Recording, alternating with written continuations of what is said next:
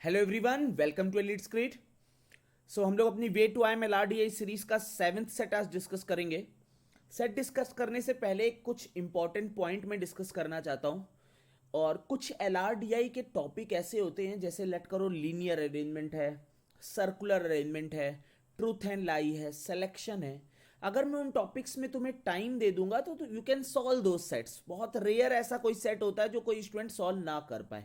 Main issue क्या होता है कि हम लोग किस तरह से टाइम सेव कर सकते हैं। पूरा गेम ही वही है इन सब टॉपिक्स का कि कहाँ पे, जैसे कुछ टॉपिक ऐसे हैं कि set theory, games and tournament, जिसमें तुम्हें प्रॉपर पता होना चाहिए किस तरह से अप्रोच करते हैं, then only you can approach those type of sets. But linear सब सेम लेवल पे होते हैं कि हमें बस टाइम किसी तरह से बचाना है उन सेट में, अच्छे अच्छे मेथड सीखने और टाइम सेव करना है। तो यही चीज मैं इस पर्टिकुलर सेट में डिस्कस करूंगा कि किस तरह से तुम सेट में टाइम सेव कर सकते हो। थोड़ा सा टाइम लूंगा लेकिन एंड तक इस वीडियो को देखना। आई होप कि तुम कुछ ना कुछ सीख के जरूर जाओगे। स्टार्ट करते हैं हमारा सेट का डिस्कशन। सो क्वेश्चन कह रहा है कि 5 student noni, Bobby, Jaggi, Maria, Bablu appeared for an exam. There were 5 questions in all, including 2 multiple choice questions having alternative labeled A, B, C, out of which only 1 is correct and 3 true false question.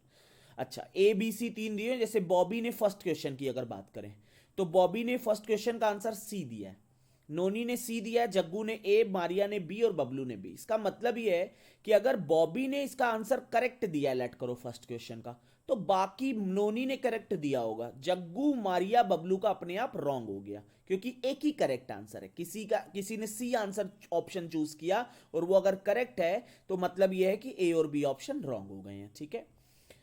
No two student got the same number of correct answer. Okay. And the number of correct answer by student when arranged in ascending order formed an arithmetic progression. ठीक है। First information हमारे लिए important है कि किन्हीं भी दो student के नंबर ऑफ करेक्ट आंसर वो नहीं है और मैक्सिमम कितने करेक्ट हो सकते हैं, 5 हो सकते हैं। तो अरिथमेटिक प्रोग्रेशन बना रहे हैं तो 5 स्टूडेंट के 5 4 3 2 1 हो सकता है, ये सिनारियो चल सकता है। या दूसरा सिनारियो ये चल सकता है कि 4 3 2 1 0। बस ये दो पॉसिबिलिटी है करेक्ट होने की, कि 5 करेक्ट हो, 4 3 2 1 और 4 3 2 1 0, क्योंकि अरिथमेटिक प्रोग्रेशन बना रहे हैं और सबके अलग अलग करेक्ट है। अब हमें एक इंफॉर्मेशन दी हुई है थर्ड वन कि it is known that noni wrongly answered question 5। नोनी ने क्वेश्चन 5 था, क्वेश्चन 5th था, ठीक है। उसका दो दो ऑप्शन थे, ट्रू होगा या फॉल्स फॉल्स होगा। तो उसने कहा है ट्रू होगा, बट ये रॉन्ग है, मतलब उसका आंसर क्या है, फॉल्स है।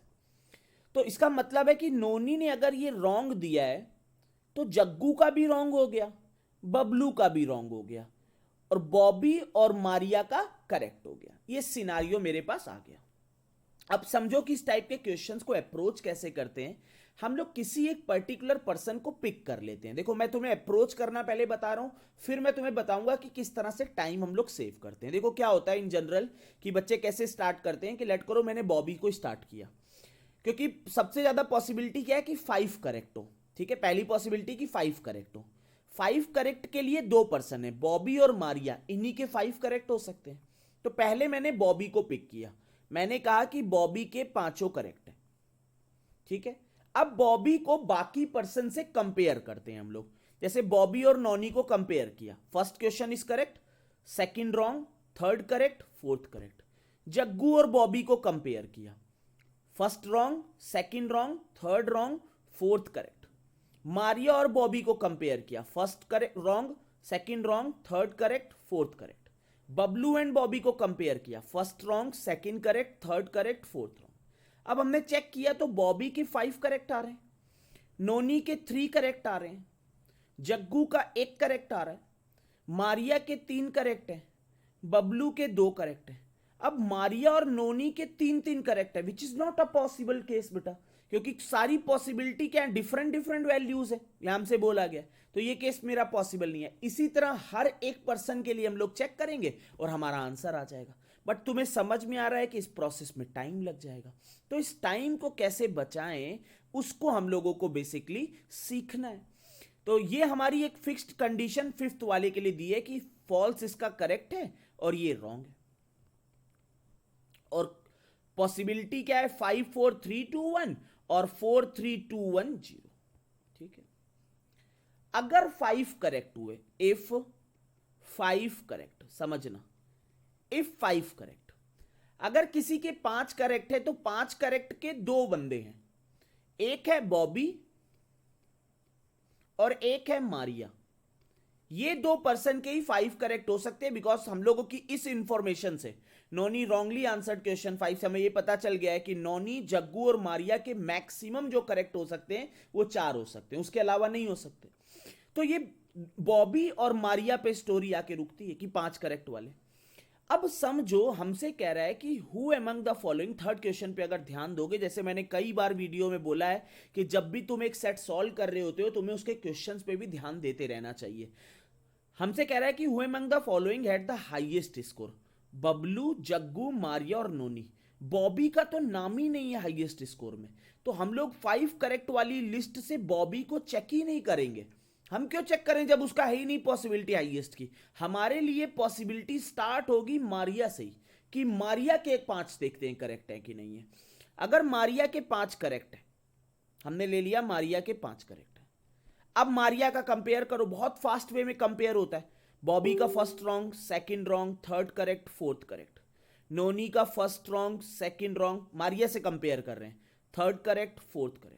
जग्गू का first wrong, second wrong, third wrong, fourth correct. Bablu का first correct, second wrong, third correct, fourth wrong. तो अगर तुम बॉबी को देखो तो 3 करेक्ट है, अगर तुम नोनी देखो 2 करेक्ट है, जग्गू 1 करेक्ट है, मारिया 5 करेक्ट है, और बबलू का सिर्फ 1 करेक्ट है। जग्गू और बबलू के number of correct value same आ गई, मतलब 5 वाला केस पॉसिबल ही नहीं है। तो जो तुम्हारा सिनारियो होगा वो ये सिनारियो नहीं, ये सिनारियो होगा कि 4 3 2 1 0 ये करेक्ट होंगे। अब 4 3 2 1 0 पे हम लोग मानते हैं कि हम लोगों की सिनारियो में पता चल गया कि 4 3 2 1 0 पे स्टोरी आएगी मेरी। अब 4 3 2 1 0 पे हमें ये पता है कि ये करेक्ट है, ये false, wrong wrong, correct wrong, ठीक है।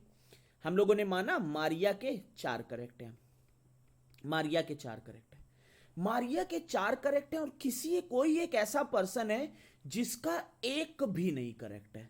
अगर वो पर्सन मुझे मिल जाएगा तो मेरा पूरा काम बन जाएगा, 1 सेकंड में ये सेट सॉल्व हो जाएगा। मुझे बस वो पर्सन देखना है जिसका एक भी करेक्ट नहीं। अब समझो, अब अगर तुम ध्यान दोगे ना तो वो एक पर्सन जिसकी वैल्यू किसी के साथ ज्यादा मैच ही नहीं कर रही है, जिसकी वैल्यू किसी के साथ मैच नहीं कर रही। अब समझो, यहां पे अगर मैं जग्गू की बात करूं, तुम जग्गू पे कंसंट्रेट करना, समझ जाओगे आराम से। यहां पे अगर मारिया के 4 करेक्ट है, मारिया के कोई 4 करेक्ट है, मतलब इनमें से 3 ऑप्शन करेक्ट है मारिया के इनमें से 3 करेक्ट है। मारिया और बॉबी का जरा कंपेयर करना, तो यहां पे ये 2 देखो यहां पे मैच कर रहे हैं, मारिया और बॉबी में 2 मैच कर रहे हैं। मतलब कम से कम अगर मारिया के 4 करेक्ट होते हैं, मारिया के 4 करेक्ट होते हैं, तो इनमें से लेट करते हैं, ठीक है, लेट करो कि मारिया वाले को देखना, इसको करेक्ट माने, इसको करेक्ट माने, इसको करेक्ट माने, इसको रॉन्ग माने, तब भी तो एक करेक्ट होगा और एक रॉन्ग हो जाएगा कि नहीं होगा। तो मिनिमम बॉबी के एक तो करेक्ट होगा ही होगा अगर मारिया के 4 करेक्ट होंगे। इन द सेम वे अगर तुम नोनी को चेक करोगे तो सेम 2 वैल्यूज नोनी की भी मैच कर रही है, नोनी और मारिया की। अगर 2 वैल्यूज मैच कर रही है, मिनिमम एक करेक्ट तो इसका भी आएगा। अगर मैं मारिया और बबलू को कंपेयर करूं तो अगेन 2 वैल्यूज मैच कर रही हैं, इन 2 वैल्यूज में कम से कम एक करेक्ट आएगा ही आएगा। तो मेरा सिर्फ एक पर्सन, अगर तुम देखो मारिया जग्गू, यहां पे देखो केवल एक वैल्यू मैच कर रही है मारिया और जग्गू में। इसका मतलब क्या है कि वो पर्सन जिसके 0 करेक्ट हो सकते हैं वो सिर्फ जग्गू हो सकता है। अब वो पर्सन जग्गू हो सकता है तो इसके पहले तो ये करेक्ट, रॉन्ग रॉन्ग, करेक्ट। वो पर्सन जग्गू हो सकता है तो इसके सारे रॉन्ग कर दो जग्गू के। जैसे ही तुमने जग्गू के रॉन्ग किए तो ये वाला भी रॉन्ग हो गया, सारे ट्रू वाले इसके 4th क्वेश्चन के रॉन्ग हो गए, ये करेक्ट हो गया। मारिया के 4 करेक्ट थे तो ये 4 मारिया के करेक्ट हो गए। अब कंपेयर करो मारिया और बॉबी में, तो ये रॉन्ग हो गया, ये रॉन्ग हो गया, ये करेक्ट हो गया। मारिया और नोनी में ये रॉन्ग हो गया, first one, second one wrong हो गया, थर्ड करेक्ट हो गया। मारिया एंड बबलू में this one is correct, first one, second wrong, third one is correct. ना अगर तुम देखो कि बॉबी के कितने करेक्ट आ रहे हैं, 2 करेक्ट आ रहे हैं। नोनी के कितने करेक्ट आ रहे हैं, 1 करेक्ट आ रहा है।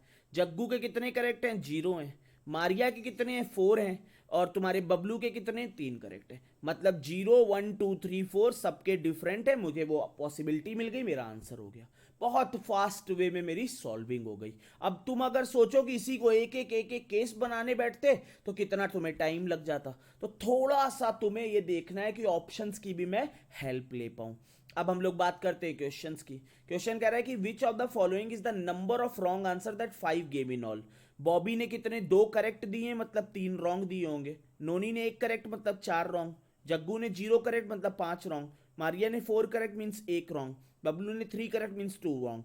4 + 3 7 + 5 12 + 1 13 एंड 2 15। पहले का आंसर हो गया 15। The correct answer of question 3 and question 4। Question 3 का जो करेक्ट आंसर है दैट इज ट्रू। क्वेश्चन 4 का जो करेक्ट आंसर है दैट इज फॉल्स। तो answer will be C part. Who among the following had the highest score. Highest score किसका हो गया, मारिया का हो गया।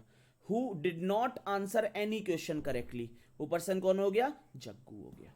ठीक है, आई होप कि तुम्हें ये पूरा पूरा क्लियर हो गया होगा कि किस तरह से स्टोरी चलनी है।